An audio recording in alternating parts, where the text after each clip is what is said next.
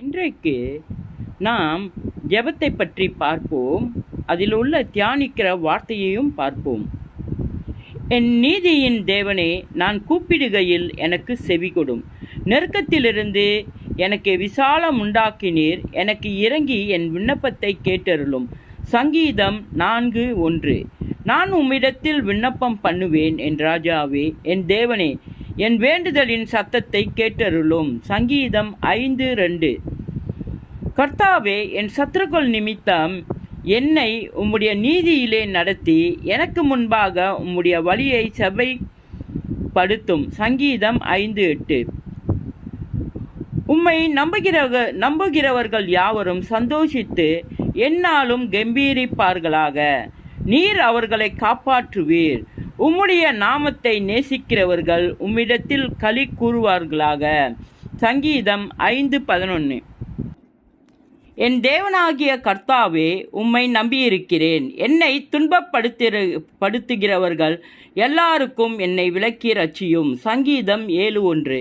சத்ரு சிங்கம் போல என் ஆத்துமாவை பிடித்து கொண்டு போய் விடுவிக்கிறவர்கள் இல்லாமையால் அதை பீறாதபடிக்கு என்னை தப்புவியும். சங்கீதம் 7:2.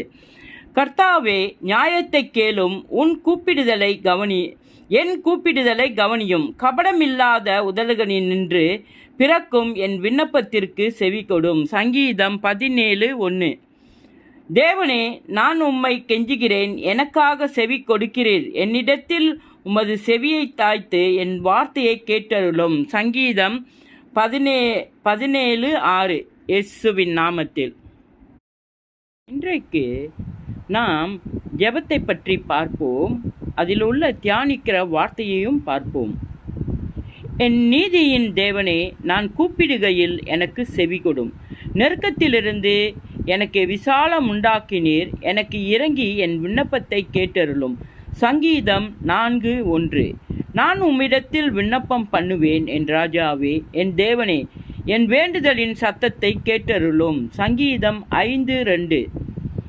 கர்த்தாவே, என் சத்துருக்கள் நிமித்தம் என்னை உம்முடைய நீதியிலே நடத்தி எனக்கு முன்பாக உம்முடைய வழியை செவ்வைப்படுத்தும். சங்கீதம் 5:8. உம்மை நம்புகிறவர்கள் யாவரும் சந்தோஷித்து எந்நாளும் கம்பீரிப்பார்களாக. நீர் அவர்களை காப்பாற்றுவீர். உம்முடைய நாமத்தை நேசிக்கிறவர்கள் உம்மிடத்தில் களி கூறுவார்களாக. சங்கீதம் 5:11. என் தேவனாகிய கர்த்தாவே, உம்மை நம்பியிருக்கிறேன். என்னை துன்பப்படுத்துகிறவர்கள்